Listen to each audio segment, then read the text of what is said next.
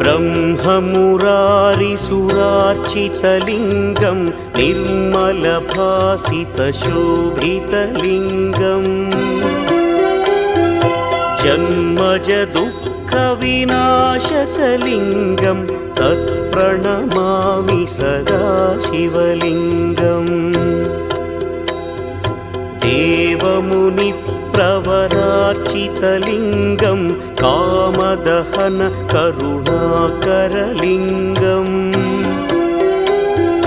रावणदर्पविनाशकलिङ्गं तत्प्रणमामि सदा शिवलिङ्गम्